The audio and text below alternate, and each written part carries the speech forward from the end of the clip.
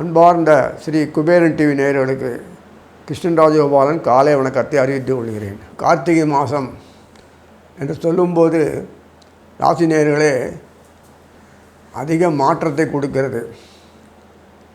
இதோ கரை தருகிறது என்று சொல்லும்போது கண்ணுக்கு தெரியணும், ஒரு நம்பிக்கை வரும். அந்த மாதிரி துளிர் விடும் நம்பிக்கை.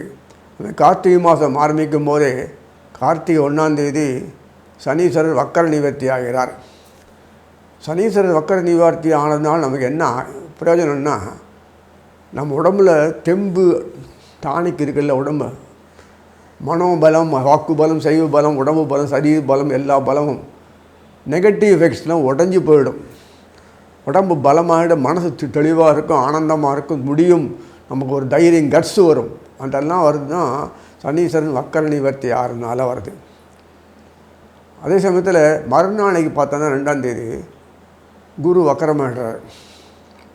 குரு வக்கரமாகிறான்னு அர்த்தம்னா ஸ்லோடவுன் பண்ணிட்டான்னு அர்த்தம். திரவியங்கள் இல்லை, எதிர்பார்ப்புகள் கைவிடுவதற்கு வேண்டிய வசதி வாய்ப்புகள் கொடுக்கறது இல்லை, பொக்கிஷம் இல்லை அப்படின்னு நினச்சிக்கணும். ஏன்னா அந்த குரு அதிசாரத்தில் போகிறதுனால இருந்ததுனால தன்னுடைய சக்தியை மீண்டும் ரிவோக் பண்ணி ஆனோம். அதுக்கு அவரே முடியாது. அது உண்டான ஒரு அமைப்புகள் ஏற்பட்ட பிறகு தான் எல்லாமே நமக்கு கிடைக்கும். அதுதான் அந்த விஷயம். இதுக்கு இந்த கிரகநாதர்களை பார்க்கும்போது கார்த்திகை மாதம் பொறுத்த வரைக்கும் விருச்சிக மாதம் அர்த்தம். ஒவ்வொரு மாதம் சூரியன் அந்தந்த வீட்டில் இருப்பார். அதனால் கார்த்திகை மாதம் வரும்போது விருச்சிகத்தில் சூரியன் இருப்பார், சூரியனோட செவ்வாய் கூட இருப்பார், பின்னாடி கொஞ்சம் சுக்கிரனும் வந்துடுவார், அதுக்கு பிறகு புதனும் வந்துடுவார். சனீஸ்வரன் கும்பத்தில் இருப்பார், ராகுவோடு இருப்பார். சனீஸ்வரன் வக்கர நிவர்த்தி ஆகிடுறார், சந்தோஷமான விஷயந்தான்.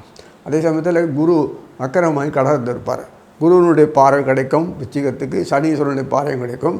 எல்லா கிரகங்களும் தன்னுடைய அமைப்புகள் கிடைக்கிறது. இந்த சக்தி குரு கிடைக்கிறதுனால முக்கியமான கிரகங்கள் சுக்கிராச்சாரியர் என்ன பண்ணுவார், அவர் தான் மெயினாக ஆன் பிஹாஃப் ஆஃப் குருக்கு பதில் இவர் தான் செய்கிறார். 2 கட்சி பலமாக இருக்குன்னா ஒரு கட்சி நாட்டை ஆளும், ஒரு கட்சி நாட்டை விட்டு வெளியில் வரும். அதே மாதிரி அமைப்பில் தான் குரு எல்லாருக்கும் சர்வீஸ் பண்ணியானோம். அவருடைய ஒரு பார்வை மூலம்தான் இருள் விலகும். இருள் விலகினால் தான் நமக்கு அறிவு வேலை செய்யும், ஆரோக்கியம் கூடும், தெம்பு வரும். அச்சமயத்தில் நமக்கு செயல்படக்கூடிய வகைத்துறைகள்லாம் உண்டாகும், நம்ம சுபிட்சம் கிடைக்கும். இதெல்லாம் வேணுமில்ல, திரவியம், பொருள், அந்தஸ்து, ஸ்டேட்டஸ், அது மாத்திரம் வேண்டிய வரவுகள், தெய்வுகள், சொத்து பத்து இதெல்லாம் அனுபவிக்கிறது போல்றது என்னென்ன உண்டோ அந்த விருத்திகள் நம்மளுடைய வம்சம் விருத்தியாகிறதுக்கு மக்கள் நமக்கு ஒத்துழைக்கணும். எல்லாம் இத்தனை விஷயமும் அனுபவிக்கணும். போகவாக்கி குருவுடைய கடாட்சத்தில் மட்டும்தான் உண்டு. அதனால் என்ன பண்ணுறாரு சுக்கிராச்சாரியர், அந்த மாதிரிலாம் கொடுக்க முடியாது, குருக்கு மட்டும்தான் இருக்குது. அதனால் என்ன பண்ணுறாருன்னா குருவனுடைய பார்வை உச்சிக்கத்துக்கு வராமல் பண்ணுறது. செவ்வாயும் கூட இருக்கார். செவ்வாய் இருந்தால் தான் அனுபவிக்க முடியும், இல்லைன்னா சாமியாராக வேண்டிதான். அசனைகள், உணர்வுகள், செயல்பாடுகள், வீரம், செயல்பாடு, சாபம், தோபம், மோகம், உணர்ச்சி, வெந்தளிப்பு இதெல்லாம் வேணும்னா செவ்வாய்க்கு மட்டும்தான் அது கொடுத்துருக்காங்க. சனீஸ்வரர் அதுக்கு உண்டான வழிகளை செஞ்சு கொடுப்பார். இதனால் பிரச்சனைகள் வந்ததுன்னா சனீஸ்வரர் ஆரம்பித்தா தான் அந்த பிரச்சனைக்கு தீர்வு காணணும்னா செவ்வாய் மூலம் தான் முடியும். இப்படி ஒரு அமைப்பு வச்சுருக்கு. அதனால் 2 கால் மாதிரி செவ்வாயும் சனியும், அதே மாதிரி 2 கை மாதிரி. எதுக்காகனா செவ்வாய் சனீஸ்வரத்தினுடைய பார்வை தொடர்ந்து பார்க்குறார், விருச்சிகத்துக்கு பார்க்குறார். அதே சமயத்தில் விருச்சிகத்தில் இருக்கிற இந்த கிரகங்கள்லாம் பார்க்குறதுனா முக்கியமாக செவ்வாயும் சுக்கிரனும் மாறி மாறி பண்ணிட்டு இருப்பாங்க. இந்த புதன் பின்னாடி தான் மெதுவாக வருவார். செவ்வாய் தனுசுக்கு போனோடனே புதன் விருச்சிகத்துக்கு வருவார். செவ்வாய் தனுசுக்கு போனோடனே அங்கிருந்து வாங்கி ஒரு பாறை பார்ப்பார், 8ஆம் பாறையாக பார்ப்பார் குருவை. சனியும் செவ்வாயும் ஒரு பார்க்கக்கூடிய பார்வையை எப்போது இந்த மாதம் ஃபுல்லாக கிடைக்கிறது. இது பெரிய அனுகூலம். செவ்வாய் ஒருத்தர் தான் இஸ் இன் ஃப்ரண்ட், வார் ஃப்ரண்ட்டில் வேணும். ஒரு தைரியமான ஃபேஸ் பண்ணோட புத்திசால் சமாளிக்கக்கூடிய ஆற்றல் ஒருத்தர் இருந்தான்னா பின்னாடியே நம்ம போயிடலாம். அதானே நமக்கு, அவ்வளோதான். அதனால் செயல்படக்கூடிய அந்த சமையல் செவ்வாயும் சுக்கிரனும் போனதுனால எல்லா விஷயத்திலும் நமக்கு தொடர்ந்து வரிசையாக கிடைக்கக்கூடிய பாக்கியம் கிடைக்கிறது. சூரியன் இருக்கிறதுனால நேரடி யோகம், அதெல்லாம் இவ்வளோ இருக்குது. அதனால் இந்த மாதத்தினுடைய அமைப்பு கிரகங்கள் பார்க்கும்போது பிரமாதமான இருக்குது, பிரகாசமான அமைப்பு இருக்குது. இனி ஒவ்வொரு ராசியாக பார்ப்போம். அன்பார்ந்த கடகராசி நேயர்களே, கார்த்திகை மாதம் சொல்லக்கூடிய மாதம் 17-11லேருந்து அந்த 15-12 வரைக்கும் உள்ள காலம் டிசம்பர். இந்த மாதத்தில் பார்த்திங்கன்னா கடகராசி நேயர்கள் ராஜகிரகம், அதே மாதிரி சூரியன் ராஜகிரகம். அவங்களுக்கெல்லாம் அவங்க போய் சர்வீஸ் பண்ணணும்னு அவசியம் இல்லை. அவங்க தொட்டாலே கிரகணான தொடர்பு கொண்டாலே யோகம், அதிர்ஷ்டம். இந்த மாதிரி அதிர்ஷ்டத்தை இந்த மாதம் கடக வீட்டில் உட்கார்ந்த குரு அழகாக பூர்வ புண்ணியம் சொல்லக்கூடிய விச்சிகத்தை பார்க்குறார். என்ன மாதிரி யோகம் பாரு, கடகராசினருக்கு இப்படி ஒரு யோகம் வரும்னு நான் எதிர்பார்க்கவே இல்லை. ஏன்னா சந்திரன் எப்போதுமே ஒன்று நல்லது பண்ணும்போது 4 இடத்துல ஏதோ பிரச்சனை பண்ணிடுவார். இதனால் பழி பாவத்துக்கு ஆளாக வேண்டும். இதுதான் சந்திரன் பண்ணுற வேலையே. நேரடியாக ஒரு காரியம் ஆகணும்னா அது அங்கே போய் எங்கே போய் பண்ணு, எப்படி பண்ணால் அந்த காரியம் தானாக அவங்க கைக்கு வந்து சேரும். ஏன் நம்ம நேரடியாக பண்ணலைன்னா ஒரே சொந்த 2 மாங்காய் அடிக்கிற மாதிரி தான் பண்ணுவார். சந்திரனுடைய சம்மந்தப்பட்ட கடகராசினியருடைய சப்தமாதிபதி சனீஸ்வரர். அவர் அஷ்டமத்தில் உட்கார்ந்துருக்காருன்னா மறைவு வீடாக இருந்தாலும் அங்கிருந்து ராகுவோடு உட்கார்ந்துட்டுருக்கார். அந்த குருக்கும் அவருக்கும் மறைவு, ராசிக்கும் அவருக்கும் மறைவு. அதிசார குரு வக்கரத்தில் இருக்கார். சனீஸ்வரன் பூர்ண சுகமாக நன்னா ஆரோக்கியமாக இருக்கார்.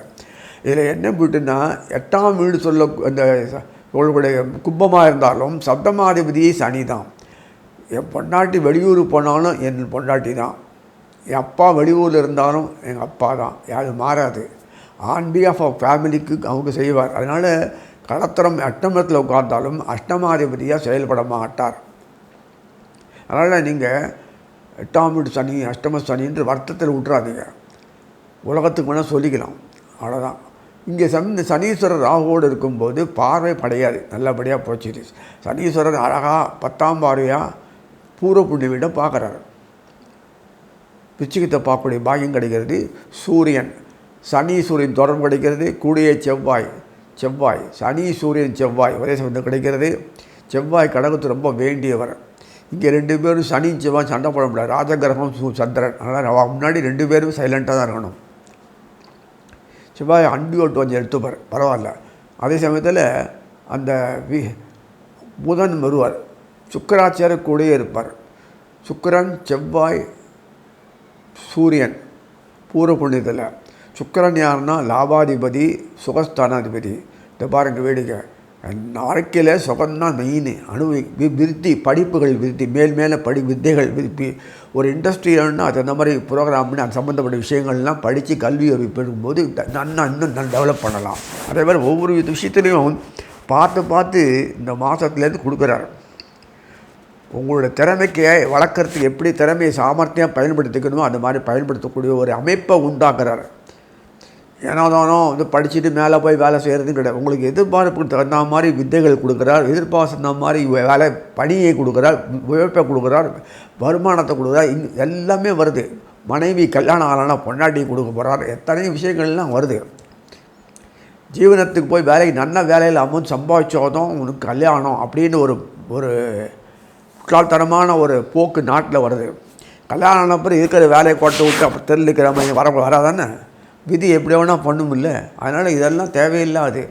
குழந்தை நம்ம பொண்ணை நல்லபடியாக காப்பாற்றுவான், நல்ல ஃபேமிலி, அருமையாக இருக்குது அப்படின்னு ஒரு எண்ணம் இருந்தால் போதும். அவ்வளோதான் தவிர இது கெட்ட பழங்கள் எல்லாம் இருக்காங்க.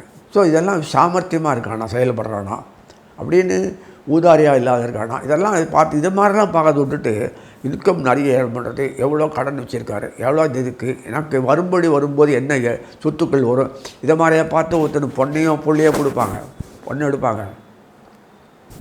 என்ன விஷயமாக சித்திரமாக இருக்குது. இந்த மாதத்தில் பொறுத்த வரைக்கும், கடகத்தில் பொறுத்த வரைக்கும் குழந்தை பாக்கியம் இல்லாத கிடைக்கும். திருமணத்தை இப்படியே ஓட்டிட்டு போய் மேட்ச் ஆகாமல் இப்படியே காலத்தை ஓட்டிட்டு இருப்பாங்களாம், கல்யாணம் ஆகியே தரும். தப்பவே முடியாது. அது ஏன்னா சப்தமாதிபதி அவ்வளோ சுறுசுறுப்பு ஆக்ட் பண்ணுறாரு.